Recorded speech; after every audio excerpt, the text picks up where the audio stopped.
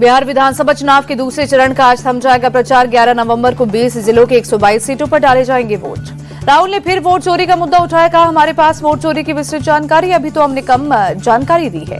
राहुल ने पीएम और अमित शाह पर निशाना साधा, बोले ये लोग लोकतंत्र और बाबा साहेब के संविधान पर हमला कर रहे हैं, इससे देश को भारी नुकसान हो रहा है। चुनाव प्रचार के आखिरी दिन तेजस्वी यादव बोले बिहार में बदलाव का माहौल, इस बार जनता सरकार बदलने के लिए वोट कर रही।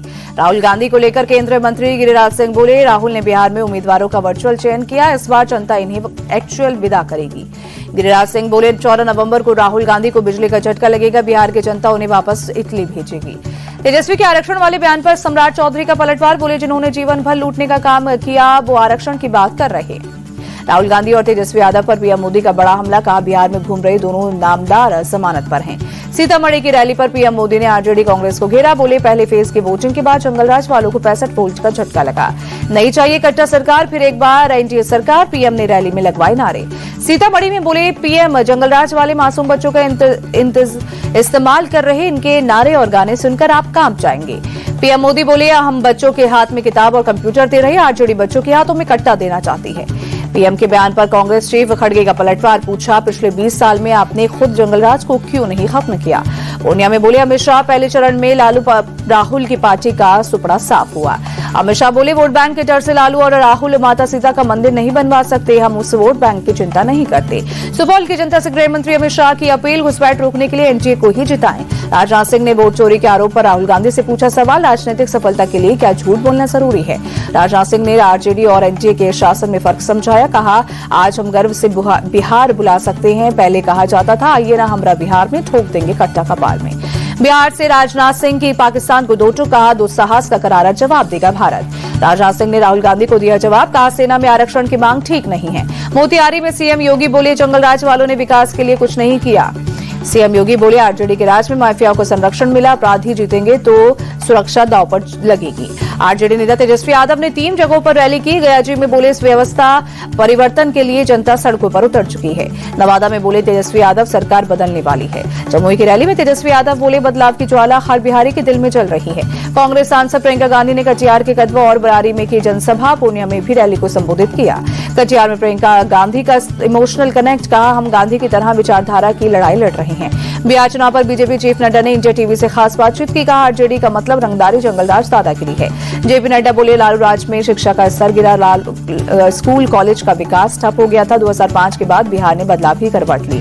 जेपी नड्डा ने विपक्ष पर कास्ट पॉलिटिक्स करने का लगाया आरोप, कहा राहुल को जमीनी जानकारी नहीं, वो कंफ्यूज है। बिहार चुनाव के बीच लालू यादव के बड़े बेटे तेज प्रताप को मिली Y+ सिक्योरिटी, गृह मंत्रालय का बड़ा फैसला। बीजेपी सांसद रवि किशन से लगातार दूसरे दिन मुलाकात पर बोले तेज प्रताप ये महज एक इत्तेफाक है। तेजस्वी यादव का 36वां जन्मदिन, पटना में बधाई संदेश के लगे पोस्टर। आरजेडी दफ्तर के बाहर लगे पोस्टर पर लिखा जन्मदिन का उपहार सीएम ऑफ बिहार। अखिलेश यादव ने तेजस्वी यादव को जन्मदिन की बधाई दी, ट्वीट कर कहा नौकरी नायक युवा नेता तेजस्वी को जन्मदिन के साथ साथ आगामी मुख्यमंत्री के रूप में शपथ लेने की भी अनंत शुभकामनाएं। सीतामढ़ी प्रशांत किशोर ने किया चुनाव प्रचार, कहा पिछले 15 सालों से प्रधानमंत्री मोदी ने गुजरात में कारखाने लगाए, बिहार में नहीं। AIMIM प्रमुख ओवैसी ने किशनगंज में की रैली, बोले तुम अगर जालिम हो तो टीपू सुल्तान आएगा। अमित शाह ने लोगों को लालू राबड़ी राज याद दिलाया, कहा दिन दहाड़े हत्याएं होती थी, लूट फिरौती अपहरण की इंडस्ट्रीज चलती थी।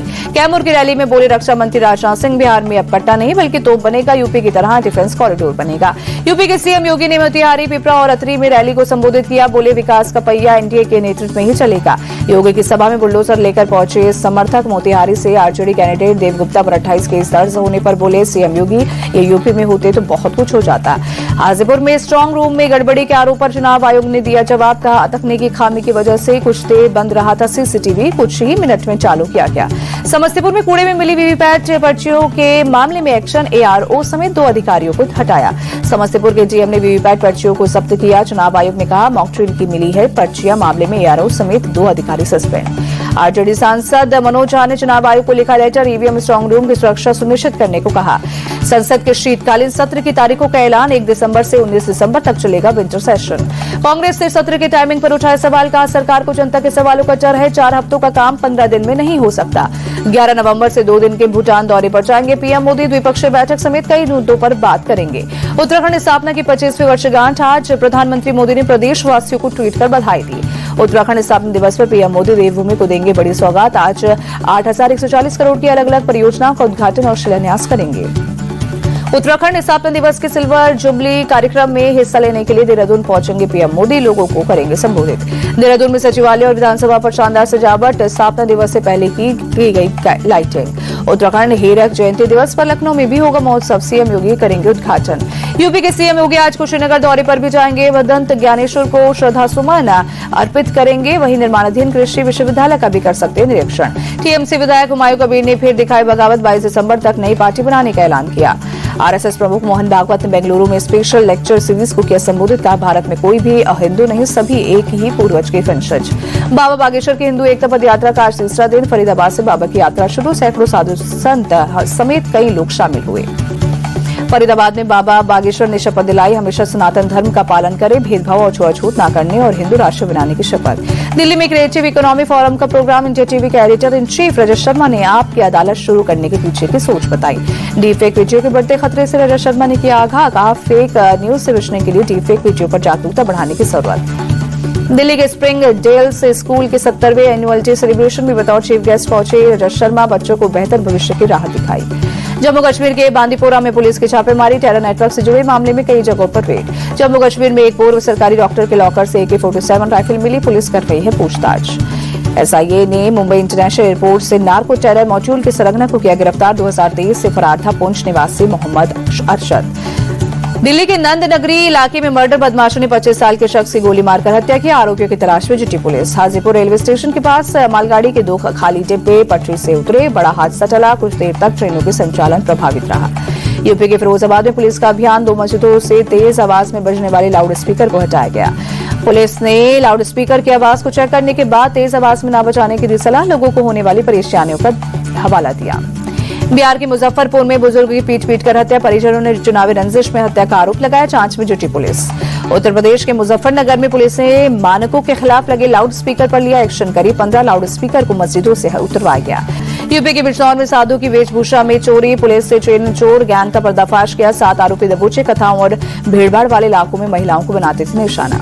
पुलिस ने आरोपियों के पास से चोरी के आभूषण बरामद किए, 4 सोने के कंगन, 1 जोड़ी बालियां, 1 जोड़ी झाले, करीब 30,000 कैश और 1 स्कॉर्पियो कार जब्त की।